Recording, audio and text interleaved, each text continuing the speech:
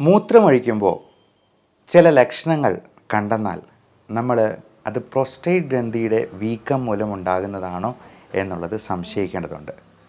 പ്രത്യേകിച്ചും പ്രോസ്റ്റേറ്റിൻ്റെ ക്യാൻസർ ഒരു പ്രായം കഴിഞ്ഞെന്നാൽ പുരുഷന്മാരിൽ വരാനുള്ള സാധ്യത വളരെ കൂടുതലാണ്. അതിന് പ്രോസ്റ്റേറ്റ് സ്പെസിഫിക് ആൻറ്റിജൻ എന്ന് പറയുന്ന ഒരു ബ്ലഡ് ടെസ്റ്റ് വഴിയാണ് നമ്മളതിൻ്റെ സ്ക്രീനിങ് ചെയ്യുക. എന്നാൽ എപ്പോഴും മൂത്രമൊഴിക്കാൻ പോകുന്നു എന്നുള്ളത് കൊണ്ട് മാത്രം നമുക്ക് പ്രോസ്റ്റേറ്റിന് ക്യാൻസറാണ് എന്നൊന്നും ധരിക്കേണ്ട. കാരണം മറ്റ് പല കാരണങ്ങളും നിസ്സാരമായിട്ടുള്ള നമ്മുടെ ആങ്സൈറ്റി പ്രോബ്ലം കൊണ്ടുപോലും ഈ ലക്ഷണം കാണിച്ചു എന്ന് വരാം. അതുപോലെ ഉറക്കത്തിലുണ്ടാകുന്ന തടസ്സങ്ങൾ, ഇൻസോംനിയ അഥവാ ഒബ്സ്ട്രക്റ്റീവ് സ്ലീപ്പ് ആപ്നിയ പോലുള്ള പ്രശ്നങ്ങൾ കൊണ്ട് ഇങ്ങനെയുള്ള ലക്ഷണങ്ങൾ കാണിച്ചേക്കാം. എപ്പോഴും മൂത്രമൊഴിച്ചെന്നാലും മൂത്രമൊഴിച്ചു പോയി എന്നൊരു തോന്നലുണ്ടാകാതിരിക്കുക. എന്തെങ്കിലുമൊക്കെ ഇനിയും പോകാനുണ്ട് എന്നുള്ളൊരു തോന്നലുണ്ടാവുക. ഇത്തടങ്ങിയ പ്രശ്നങ്ങളൊക്കെ ചിലപ്പോൾ വെറും ഉത്കണ്ഠ കൊണ്ട് മാത്രം വേണമെങ്കിലും ഉണ്ടാകാം എന്നുള്ളതാണ്. അപ്പോൾ അതിനെന്തെല്ലാം ചെയ്യേണ്ട ടെസ്റ്റുകൾ എന്തൊക്കെയാണ്, നമ്മളതിൽ ശ്രദ്ധിക്കേണ്ട കാര്യങ്ങൾ എന്തൊക്കെയാണ്, ഇതിന് കുറച്ച് വ്യായാമങ്ങൾ നമുക്ക് ചെയ്യാവുന്നതുണ്ട്. പ്രത്യേകിച്ചും കീഗൽ എക്സസൈസ് എന്ന് പറയും. അപ്പോൾ 50 വയസ്സ് കഴിഞ്ഞ പുരുഷന്മാരിൽ പലരിലും ഈ സെക്ഷുവൽ ഫങ്ഷനിങ് അത്ര പ്രോപ്പർ ആകാത്തതിന് ഒരു കാരണം ഈ പ്രോസ്റ്റേറ്റ് ഗ്രന്ഥി മൂലം ഉണ്ടാകുന്ന ഈ സെക്ഷുവൽ ഹോർമോൺസിൻ്റെ അളവിലുണ്ടാകുന്ന വ്യത്യാസങ്ങളോ ചിലപ്പോൾ ആ ശുക്ലം ഉൽപ്പാദനം പ്രോപ്പറായിട്ട് നടക്കാത്തതോ ഒക്കെ ആയിരിക്കാം. ഇങ്ങനെയുള്ള കാര്യങ്ങളെക്കുറിച്ചാണ് നമ്മളിന്ന് ഡിസ്കസ് ചെയ്യുന്നത്. നമസ്കാരം, ഞാൻ doctor Bipin Jose, Pulmo medical centre, Pala, Kanjirappally and Sultan Bathery. അതിലാദ്യമേ പറഞ്ഞതുപോലെ തന്നെ ഇതിൻ്റെ ലക്ഷണങ്ങൾ എന്തൊക്കെയാണ് എന്നുള്ളത് നോക്കാം. നമുക്ക് പ്രോസ്റ്റേറ്റ് ഗ്രന്ഥിക്ക് വീക്കമുണ്ടാകുമ്പോൾ അത് പ്രധാനമായും ചെയ്യുന്നത് യൂറിനറി ബ്ലാഡറിൻ്റെ ഔട്ട്ഫ്ലോ ഒബ്സ്ട്രക്റ്റ് ചെയ്യുകയാണ്. അതായത് മൂത്രസഞ്ചിയിൽ നിന്നും നമ്മുടെ യൂറിറ്റർ വഴി അല്ലെന്നുണ്ടെങ്കിൽ ആ മൂത്രനാളി വഴി അത് പുറത്തോട്ട് പോകുന്നത് ചിലപ്പോൾ കംപ്രസ് ചെയ്ത് അത് ഒബ്സ്ട്രക്റ്റഡ് ആക്കാനുള്ള സാധ്യതയുണ്ട്. അതുകൊണ്ട് തന്നെ മൂത്രസഞ്ചി മുഴുവനായിട്ടും വീർക്കാനായിട്ട് പറ്റാതെ വരും. മൂത്രസഞ്ചി ഒരു ബലൂൺ പോലെ കണക്കാക്കിയെന്നാൽ ഈ ബലൂണിൽ ഒരു ഭാഗത്തു നിന്ന് ഒരു സാധനം വെച്ച് കംപ്രസ് ചെയ്യുന്നത് പോലെ അതിൻ്റെ വോളിയം മുഴുവനായിട്ടും ഫില്ല് ചെയ്യാൻ പറ്റാതെ വരുന്നതാണ് ഇതിൽ പ്രധാനമായിട്ടും സംഭവിക്കുന്ന പ്രശ്നം. അതുകൊണ്ട് തന്നെ നമുക്ക് മൂത്രസഞ്ചിയിൽ അതിന് ആവശ്യമുള്ള അത്രയും മൂത്രം സ്റ്റോർ ചെയ്യാൻ പറ്റാണ്ടായിട്ട് വരാം. അതേ കാരണത്താലാണ് ഇടയ്ക്കിടയ്ക്കെല്ലാം മൂത്രമൊഴിക്കാൻ പോകണം എന്ന് തോന്നുന്നത്. രാത്രി തന്നെ 5-6 തവണയൊക്കെ പോയി മൂത്രമൊഴിക്കേണ്ടി വരുന്ന ഒരവസ്ഥ. ഇനി മൂത്രമൊഴിക്കാൻ തോന്നിക്കഴിഞ്ഞെന്നാലും ബാത്റൂമിൽ എത്തുന്നതിന് മുമ്പ് തന്നെ അറിയാതെ മൂത്രവാർച്ച ഉണ്ടാകുക. അപ്പം ചിലർക്ക് അതിൻ്റെ കൂടെ എന്തെങ്കിലും ചുമയോ കഫക്കെട്ടോ ഒക്കെ ഉണ്ടെന്നുണ്ടെങ്കിൽ ഈ ചുമയ്ക്കുന്ന സമയത്ത് ഇൻട്രാ അബ്ഡോമിനൽ പ്രഷർ കൂടുകയും പെട്ടെന്ന് തന്നെ അറിയാതെ മൂത്രം പോവുകയും ചെയ്യുന്നത്. 2, മൂത്രമൊഴിച്ച് കഴിഞ്ഞെന്നാലും ഫുള്ള് മൂത്രം വോയിഡ് ചെയ്ത് കളയാൻ പറ്റാതെ വരിക. കുറച്ച് മൂത്രസഞ്ചിയിൽ തന്നെ തങ്ങിയിരിക്കുക. അതുകൊണ്ട് തന്നെ ഇവർക്ക് മൂത്രമൊഴിച്ച് കഴിഞ്ഞെന്നാലും ഫുള്ള് മൂത്രം പോയില്ല എന്ന് അവർക്ക് തന്നെ ഒരു ഫീലിംഗ് ഉണ്ടാവും. അപ്പം ചില അവസ്ഥകളിൽ ഇതേപോലെ തന്നെ സ്ത്രീകളിലും സംഭവിക്കാം. പ്രോസ്റ്റേറ്റ് ഗ്രന്ഥിയുടെ വീക്കം കൊണ്ടുണ്ടാകുന്നത് പോലെ സ്ത്രീകളുടെ യൂട്രസ് താഴേക്ക് ഇറങ്ങി വരുന്നത് കൊണ്ട് ഇത്തരത്തിലുള്ള പ്രശ്നങ്ങളുണ്ടാവും. അപ്പം അവർക്ക് മലം ശരിക്കും മുഴുവനായിട്ടും പോയില്ല എന്ന് തോന്നലുണ്ടാവും. ചിലർ വിരലിട്ട് ഈ തള്ളി നിൽക്കുന്ന യൂട്രസിനെ അങ്ങ് തള്ളി മാറ്റിയിട്ട് വയറ്റിൽ നിന്ന് തീരുന്നത് വരെ ചില രോഗികൾ ചിലപ്പോൾ തുറന്ന് ഷെയർ ചെയ്യാറുണ്ട്. അപ്പോൾ ഇങ്ങനെയുള്ള അസുഖങ്ങളൊക്കെ ആൾക്കാർക്ക് പുറത്ത് പറയാനൊരു മടിയാണ്. അപ്പം നമ്മുടെ അച്ഛനോ അമ്മയ്ക്കോ അല്ലെങ്കിൽ നമുക്ക് പ്രായമായവരുണ്ടെന്നുണ്ടെങ്കിൽ അവരോടൊന്ന് ചോദിച്ച് മനസ്സിലാക്കുക. കഴിയുമെങ്കിൽ ഈ വീഡിയോ അവർക്ക് ഷെയർ ചെയ്ത് കൊടുക്കുക. കാരണം ഒരു 50-60 വയസ്സാകുമ്പോഴേക്കും എല്ലാ ആളുകൾക്കും ഈ പ്രശ്നങ്ങളൊക്കെ ഉണ്ടാകാൻ സാധ്യതയുണ്ട്. പ്രത്യേകിച്ചും പുരുഷന്മാരിൽ പ്രോസ്റ്റേറ്റ് ഗ്രന്ഥിയുടെ വീക്കം ഉണ്ടാവും എന്ന് കരുതി ഈ വീക്കം ഉണ്ടെന്ന് കരുതി നമ്മൾ നേരെ പോയി സർജറി ചെയ്യേണ്ട കാര്യമില്ല. ഇതിനെ പല ഗ്രേഡുകളായിട്ട് നമ്മൾ തിരിക്കും. അത് അൾട്രാസൗണ്ട് സ്കാൻ ചെയ്ത് അതിൻ്റെ വീക്കത്തിൻ്റെ അളവ് നമ്മൾ നോക്കും. പ്രോസ്റ്റേറ്റ് ക്യാൻസർ ആണോ എന്നുള്ളത് റൂൾ ഔട്ട് ചെയ്യും. പ്രോസ്റ്റേറ്റ് ക്യാൻസർ എന്ന് കരുതി പേടിക്കേണ്ട. കാരണം ഈ CA പ്രോസ്റ്റേറ്റ് എന്ന് പറയുന്നത് വളരെ സ്ലോ ഗ്രോയിങ് ആയിട്ടുള്ളൊരു ട്യൂമറാണ്. ചിലപ്പോൾ 8-10 വർഷം കൊണ്ടൊക്കെ അത് വലിയ വലിപ്പത്തിൽ എത്തുകയുള്ളൂ എന്നുള്ളത് കൊണ്ട് ഈ ക്യാൻസർ വന്നു എന്ന് കരുതി ജീവിതം അവസാനിച്ചു എന്ന് പേടിക്കേണ്ടതില്ല എന്നുള്ളതും പ്രത്യേകം ഓർമ്മിപ്പിക്കുന്നു. എന്നാൽ തീർച്ചയായിട്ടും അത് സ്പ്രെഡ് ചെയ്യാതെ പോകാനും ഈ പ്രോസ്റ്റേറ്റ് ഗ്രന്ഥിയുടെ വീക്കം ഒത്തിരി കൂടിപ്പോകാതിരിക്കാനും മരുന്നുകൾ നമ്മൾ ഉപയോഗിക്കാറുണ്ട്.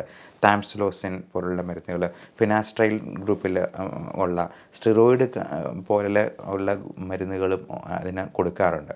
അപ്പോൾ നമ്മൾ PSA ടെസ്റ്റ് ചെയ്യുന്നതിന് മുൻപ് ഈ ഫിനാസ്ട്രൈഡ് ഗ്രൂപ്പിലുള്ള അല്ല ഡ്യൂട്ടാസ്ട്രൈഡ് പോലുള്ള മരുന്നുകൾ കൊടുക്കാതിരിക്കുന്നതാണ് നല്ലത്. കാരണം അങ്ങനെ കൊടുത്തു കഴിഞ്ഞാൽ PSAയുടെ അളവ് അത് കുറഞ്ഞു പോകാനായിട്ട് ഇടയുണ്ട്. അതുകൊണ്ട് അങ്ങനെ PSA എന്ന ടെസ്റ്റ് ചെയ്തതിന് ശേഷം മാത്രം നമ്മൾ ഇത്തരത്തിലുള്ള മരുന്നുകൾ ആരംഭിക്കുന്നതാണ് ഉത്തമം. അപ്പോൾ അങ്ങനെയുള്ള മരുന്ന് സ്റ്റാർട്ട് ചെയ്തിട്ട് 1-2 ആഴ്ച കഴിഞ്ഞിട്ട് PSA ചെയ്യുന്നാൽ നമുക്കതിൽ നിന്ന് അറിയാൻ പറ്റില്ല എന്നുള്ളത്. രണ്ടാമത്തെ കാര്യം, നമ്മൾ അൾട്രാസൗണ്ട് സ്കാൻ ചെയ്യുമ്പോൾ വരുത്തുന്ന കുറച്ച് തെറ്റുകളാണ്. ഇപ്പോൾ ഹോസ്പിറ്റലിലെ നഴ്സുമാരാണെങ്കിൽ പോലും അവർ പറയാറുണ്ട് നല്ലപോലെ വെള്ളം കുടിച്ച് വീർപ്പിക്കാൻ. പക്ഷേ അങ്ങനെ ചെയ്യുന്നത് ശരിയല്ല. നമ്മൾ 3-4 ലിറ്റർ വെള്ളമൊക്കെ കുടിച്ച് വെച്ച് കഴിഞ്ഞിട്ടുണ്ടെങ്കിൽ ഇത് ശരിക്ക് നമുക്ക് അൾട്രാസൗണ്ടിലൂടെ അസസ് ചെയ്യാൻ പറ്റാണ്ട് വരും. അതിനുള്ള ഒരു ബുദ്ധിമുട്ടുണ്ടാവും. ശരിക്കും ഒരു 2 ലിറ്റർ വെള്ളം നമ്മൾ കുടിച്ച് ബ്ലാഡറിൽ ഫില്ല് ചെയ്ത് വെച്ചാൽ മതി എന്നുള്ളതാണ് അതിനകത്ത് പ്രത്യേകം ഓർമ്മിപ്പിക്കാനുള്ളത്. ഇനി ഇത്തരത്തിലുള്ള പ്രോസ്റ്റേറ്റിൻ്റെ പ്രശ്നങ്ങൾ ഒഴിവാക്കാനായിട്ട് നമുക്ക് ചെയ്യാവുന്ന ഒരു വ്യായാമമുണ്ട്, കീഗൽ എക്സസൈസ് എന്ന് പറയും. അത് ഇതിനു വേണ്ടി മാത്രമല്ല, നമുക്ക് സെക്ഷൽ ഫങ്ഷനിങ് ഉണ്ടാകാനും ഉദ്ധാരണക്കുറവ്, ശീഘ്രസ്ഖലനം പോലുള്ള പ്രശ്നങ്ങൾ ഒഴിവാക്കാനായിട്ടും നമ്മുടെ പെനിസിന് ചുറ്റുമുള്ള മസിൽസും നമ്മുടെ പെൽവിക് ഫ്ലോർ മസിൽസിനെ ശക്തിപ്പെടുത്താനായിട്ടും പ്രോസ്റ്റേറ്റിൻ്റെ ആരോഗ്യം സംരക്ഷിക്കാനായിട്ടും ഞാൻ ഈ പറയുന്ന തരത്തിലുള്ള കീഗൽ വ്യായാമം സഹായിക്കും. അപ്പം നമുക്ക് പ്രായമുള്ളവരോട് പുഷപ്പ് ചെയ്യാനും അത്തരത്തിലുള്ള കസർത്തുകൾ നടത്താനും ഒന്നും പറ്റില്ല. പകരം ഒരു സിമ്പിൾ എക്സസൈസ് നമുക്ക് ചെയ്യാം. മൂത്രമൊഴിക്കുമ്പോൾ, പുരുഷന്മാർക്ക് മൂത്രമൊഴിക്കുമ്പോൾ അറിയാം, മൂത്രം ഇടയ്ക്ക് വെച്ച് ഒന്ന് സ്റ്റോപ്പ് ചെയ്യുക. ആ ഫ്ലോയുടെ ഇടയ്ക്ക് വെച്ച് ഒന്ന് സ്റ്റോപ്പ് ചെയ്തതിന് ശേഷം വീണ്ടും മൂത്രമൊഴിക്കാൻ തുടങ്ങുക. അപ്പോൾ നമ്മൾ ചെയ്യുന്ന ഒരു ആക്ഷനുണ്ട്, ആ ഒരു മസിൽസിൻ്റെ കൺട്രാക്ഷനുണ്ട്. ആ കൺട്രാക്ഷനാണ് നമ്മുടെ പെൽവിക് ഫ്ലോർ മസിൽസിനെ നല്ലപോലെ ശക്തിപ്പെടുത്താനായിട്ട് സഹായിക്കുന്നത്. ഈ കീഗൽ എക്സസൈസ് എപ്പം മൂത്രം ഒഴിക്കുമ്പോഴും ഒരു പ്രാവശ്യം ഒന്ന് സ്റ്റോപ്പ് ചെയ്തിട്ട് ഇതിങ്ങനെ ചെയ്യുന്നതിന് നമുക്ക് വലിയ ബുദ്ധിമുട്ടുണ്ടാകത്തില്ല. അതുപോലെ ഉത്തരിച്ച് നിൽക്കുന്ന ലിംഗത്തിലും നമുക്ക് ആ ഒരു എക്സസൈസ് ചെയ്യാൻ പറ്റും. പ്രത്യേകിച്ച് രാവിലെ എണീക്കുമ്പോൾ ലിംഗം ഉത്തരിച്ച് നിൽക്കുന്നുണ്ടെങ്കിൽ ആ സമയത്ത് മൂത്രമൊഴിക്കാൻ നമ്മൾ ചെയ്യുന്ന ഒരു മസിൽ മൂവ്മെൻ്റ് ഉണ്ട്, ഒരു മസ്കുലർ കൺട്രാക്ഷനുണ്ട്. പുരുഷന്മാർക്ക് അത് വ്യക്തമായിട്ട് മനസ്സിലാകും. അപ്പോൾ ആ ഒരു എക്സസൈസാണ് നമുക്ക് പ്രോസ്റ്റേറ്റ് ഗ്രന്ഥിയുടെ ആരോഗ്യത്തിനും പ്രത്യേകമായിട്ട് ചെയ്യാവുന്നത്. ഇനി മൂത്രമൊഴിക്കുമ്പോൾ നമ്മൾ മൂത്രം കാലിൻ്റെ അടിയിൽ, കാലിൻ്റെ തൊട്ടടുത്ത് വന്ന് വീണ് കാൽപാദം മൂത്രത്തിൽ നനയുന്നുണ്ട് എന്നുണ്ടെങ്കിൽ, അതിൻ്റെ ഫ്ലോ കറക്റ്റ് അല്ലെന്നുണ്ടെങ്കിൽ നമ്മളൊരു അൾട്രാസൗണ്ട് സ്കാൻ ചെയ്ത് നോക്കുന്നത് തീർച്ചയായിട്ടും നല്ലതാണ്. അബ്ഡോമൻ ആൻഡ് പെൽവിസ് അത് ഒരുമിച്ച് നമുക്ക് സ്കാൻ ചെയ്യാവുന്നതാണ്. അതുപോലെ ഉദ്ധാരണക്കുറവും ശീഘ്രസ്ഖലനവും പോലുള്ള പ്രശ്നങ്ങളുണ്ടെങ്കിൽ നിങ്ങൾ അതിനെ പറ്റിയ നിങ്ങൾക്ക് സംസാരിക്കാൻ പറ്റുന്ന സുഹൃത്തിനെ പോലുള്ളൊരു ഡോക്ടറിനെ കണ്ടെത്തി അദ്ദേഹത്തോട് പറയുക. ആവശ്യമുണ്ടെങ്കിൽ ultrasound, abdomen, scrotum, penile colour Doppler തുടങ്ങിയ സ്കാനുകളും നമ്മൾ ചെയ്യേണ്ടതുണ്ട്. കാരണം ഈ രക്തയോട്ടം തടസ്സപ്പെടുത്തുന്നതുകൊണ്ടാണ് പലപ്പോഴും ഈ ഉദ്ധാരണക്കുറവ് ഉണ്ടാകുന്നത്. അപ്പോൾ ലിംഗത്തിലേക്കുള്ള രക്തയോട്ടം ബ്ലോക്ക് ആവുന്ന രീതിയിൽ എന്തെങ്കിലും തരത്തിലുള്ള പ്രശ്നങ്ങളുണ്ടെങ്കിൽ അത് മറ്റ് അവയവങ്ങളിലും ബ്ലോക്ക് ഉണ്ടാക്കാൻ സാധ്യതയുണ്ട്. ഹാർട്ട് അറ്റാക്ക് പോലുള്ള പ്രശ്നങ്ങളോ സ്ട്രോക്ക് പോലുള്ളതൊക്കെയോ ഉണ്ടാകാം എന്ന് കരുതി ഉദ്ധാരണക്കുറവുള്ളവരെല്ലാവരും ഉടനെ ഹാർട്ട് അറ്റാക്ക് വരുമെന്ന് പേടിക്കേണ്ടതില്ല. കാരണം മിക്കവാറും ആൾക്കാരുടെ ഉദ്ധാരണക്കുറവിന് ഏറ്റവും പ്രധാനപ്പെട്ട കാര്യം ആങ്സൈറ്റിയാണ്. അത് 50 വയസ്സിൽ താഴെയുള്ള ആൾക്കാർക്ക് ഒന്നെങ്കിൽ ഹോമോസെക്ഷുവാലിറ്റി പോലുള്ള കാര്യങ്ങളായിരിക്കാം, അല്ലെങ്കിൽ ഇപ്പം വൈഫിനോട് നമുക്ക് താല്പര്യമൊന്നും തോന്നുന്നില്ല എന്നുള്ളത് മറ്റ് തലത്തിലുള്ള മാനസിക പ്രശ്നങ്ങൾ കൊണ്ടാണ് ഏറ്റവും കൂടുതൽ ഉണ്ടാകുന്നത്.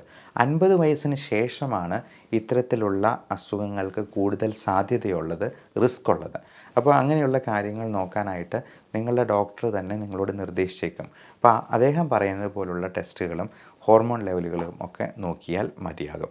ഇനി നമ്മൾ നേരത്തെ പറഞ്ഞ ഈ ബലൂണിൻ്റെ ഫില്ലിങ്ങിനെ കുറിച്ച് ഒന്നുകൂടി ഒന്ന് സൂചിപ്പിക്കാം.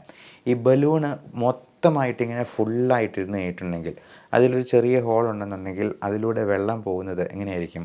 ആ പ്രഷർ കൊണ്ട് അത് നേർത്ത ഒരു ഫ്ലോ ഓഫ് വാട്ടറേ അതിനകത്ത് ഉണ്ടാകത്തുള്ളൂ.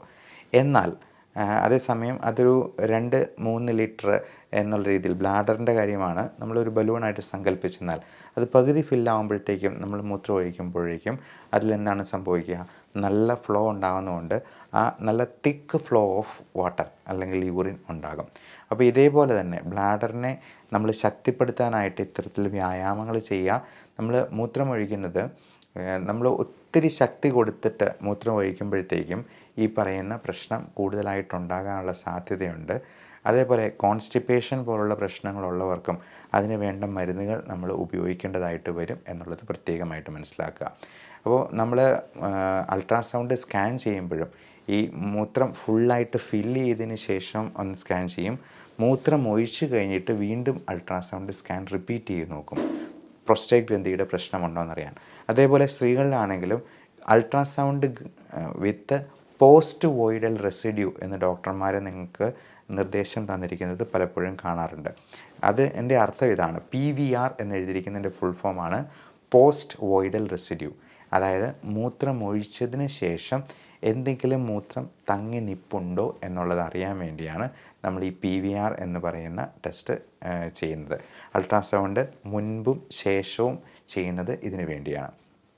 സ്ത്രീകൾക്കാണെങ്കിലും യൂട്രസ് ഇറങ്ങി വരുമ്പോഴേക്കും, അതായത് പ്രൊലാപ്സ് യൂട്രസ് എന്ന് പറയുന്ന ഗർഭപാത്രം താഴേക്ക് ഇറങ്ങി, ചില സ്ത്രീകൾ ഇത് ആരോടും പറയാതെ അമ്മമാർ ഈ ഗർഭപാത്രം മുഴുവനായിട്ട് ഇറങ്ങി ഈ തുടയുടെ സൈഡിൽ അത് ഒരഞ്ഞ് അവിടെ ഡെക്കുബിറ്റസ് അൾസർ എന്ന് പറയുന്ന അവസ്ഥ ഉണ്ടായിട്ടുള്ള അമ്മമാരെ ഞാൻ കണ്ടിട്ടുണ്ട്.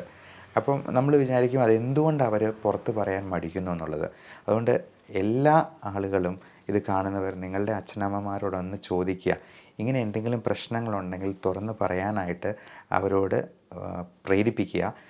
അതുപോലെ ബ്രസ്റ്റ് ലംബ് പോലുള്ള സംഗതികൾ, പ്രായമായവർക്കുണ്ടാകുന്ന ഇത്തരത്തിലുള്ള പ്രശ്നങ്ങൾ അവർ അവഗണിക്കുകയോ മിണ്ടാതിരിക്കുകയോ ചമ്മലും മടിയും നാണവും ഒക്കെ കാരണം പുറത്ത് പറയാതിരിക്കുകയോ ചെയ്യും. അതുപോലെ വയറ്റിൽ നിന്ന് പോകാനായിട്ട് ബുദ്ധിമുട്ടുണ്ടെങ്കിൽ, വയറ്റിൽ നിന്ന് പോകുന്നതിൽ ബ്ലഡിൻ്റെ അംശം ഉണ്ടെന്നുണ്ടെങ്കിൽ, അതിൽ കറുപ്പ് നിറമായിട്ട് മലം പോകുന്നുണ്ടെങ്കിൽ, അവർ പ്രായമായവർ ചിലപ്പം വയറ്റിൽ നിന്ന് പോകുന്നത് അവർ ശ്രദ്ധിക്കത്തില്ല, പിന്നെ അവർക്ക് കാഴ്ചശക്തിയും കുറഞ്ഞു പോകുന്നത് കൊണ്ട് അവരിതിനെക്കുറിച്ചൊന്നും ബോധവാന്മാരായിരിക്കണമെന്നില്ല. എന്നാൽ മക്കളാണ് അതിനെക്കുറിച്ച് പ്രത്യേകമായിട്ട് ചോദിച്ച് മനസ്സിലാക്കേണ്ടത്. കറുത്ത നിറത്തിൽ മലം പോകുന്നുണ്ടെങ്കിൽ സ്റ്റൂൾ ഒക്കൾട്ട് ബ്ലഡ് എന്ന് പറയുന്ന ഒരു പരിശോധന ചെയ്ത് നോക്കുക. അത് ഈ മലീന എന്ന് പറയുന്ന, അതായത് 2-3 ദിവസം പഴകിയ രക്തമാണെങ്കിൽ അത് കറുത്ത മലമായിട്ടാണ് പോവുക. അപ്പോൾ ഇത്തരത്തിലുള്ള കാര്യങ്ങളെക്കുറിച്ച് നിങ്ങൾ ചോദിച്ച് മനസ്സിലാക്കി അതിന് വേണ്ട മുൻകരുതലുകൾ എടുക്കുകയും, അങ്ങനെ എന്തെങ്കിലും അസുഖങ്ങളുണ്ടെങ്കിൽ തീർച്ചയായിട്ടും നിങ്ങളുടെ അടുത്തുള്ള ഡോക്ടറെ കണ്ട് അതിന് വേണ്ട ടെസ്റ്റുകൾ ചെയ്ത് നോക്കുകയും അത്യാവശ്യമാണ്. അപ്പോൾ സ്ത്രീകൾക്കും ഈ യൂട്രസ് ഇങ്ങനെ ഇറങ്ങിപ്പോകുമ്പോഴേക്കും ഈ മലബന്ധം, അതുപോലെ മലം മുഴുവനായിട്ടും പോകാതിരിക്കുക, മൂത്രം മുഴുവനായിട്ട് പോകാതിരിക്കുക തുടങ്ങിയ പ്രശ്നങ്ങൾ ഉണ്ടാകാൻ സാധ്യതയുണ്ട്. ഇപ്പോൾ ഗർഭിണികളായിരിക്കുമ്പോൾ പ്രസവ സമയം അടുക്കുമ്പോഴേക്കും ഗർഭിണികൾക്ക് ബാത്റൂമിൽ പോകണം എന്ന്, അതായത് വയറ്റിൽ നിന്ന് പോകണം എന്നുള്ള തോന്നലാണ് ആദ്യം ഉണ്ടാവുക ഈ കുട്ടി ഉണ്ടാകാൻ പോകുന്ന സമയത്ത്. അപ്പോൾ ഗർഭിണികൾ ഒരിക്കലും ബാത്റൂമിലോട്ട് ഒറ്റയ്ക്ക് പറഞ്ഞു വിടാറില്ല. കാരണം അവർക്ക് ആ ഒരു തോന്നലുണ്ടാകുന്നത് ഈ ഗർഭപാത്രം നല്ലപോലെ വികസിച്ച് കുട്ടി പുറത്തേക്ക് വരാനായിട്ട് സമയമാകുമ്പോഴാണ്. അതുകൊണ്ട് അവർ ബെഡിൽ തന്നെ അതിനു വേണ്ടി ട്രൈ ചെയ്യാനായിട്ടാണ് അവരോട് പറയുക. ഫോഴ്സ്ഫുള്ളി പുഷ് ചെയ്യാനായിട്ട് അവിടെ വെച്ച് തന്നെ പുഷ് ചെയ്തോളൂ, വയറ്റിൽ നിന്ന് പോകുന്നെങ്കിൽ പൊയ്ക്കോട്ടെ എന്നാണ് പറയുക. അപ്പോൾ ഈ യൂട്രസിൻ്റെ ഇങ്ങനെ നിറഞ്ഞിരിക്കുമ്പോൾ ഉണ്ടാകുന്ന തോന്നലും ബാത്റൂമിൽ പോകാനായിട്ട് ഉള്ള തോന്നൽ, ടോയ്ലറ്റിൽ പോകാനുള്ള തോന്നലും എക്സാക്ട്ലി ഒരുപോലെയാണ് എന്നുള്ളതാണ് അതിനകത്ത് നമ്മൾ വളരെ കൗതുകമുണർത്തുന്ന ഒരു കാര്യം. ഇപ്പം സ്ത്രീകൾക്കും പുരുഷന്മാർക്കും അവരവരുടേതായ ശാരീരിക പ്രത്യേകതകൾ കൊണ്ട് ഇത്തരത്തിലുള്ള ലക്ഷണങ്ങൾ പലപ്പോഴും തുറന്ന് പറയാൻ മടിക്കുന്ന പല ലക്ഷണങ്ങളും ചിലപ്പോൾ ഉണ്ടാകാൻ സാധ്യതയുണ്ട്. അതിനെക്കുറിച്ച് പ്രത്യേകമായിട്ട് ബോധവാന്മാരാവുക. ഇത്തരത്തിലുള്ള ഇൻഫർമേഷൻ മറ്റുള്ളവരിലേക്ക് പരമാവധി ഷെയർ ചെയ്ത് എത്തിക്കുക. എല്ലാവർക്കും നല്ല ആരോഗ്യം ആശംസിക്കുന്നു. Love and regards, doctor Bibin Jose, Pulmo medical centre, Pala, Kanjirappally and Sultan Bathery.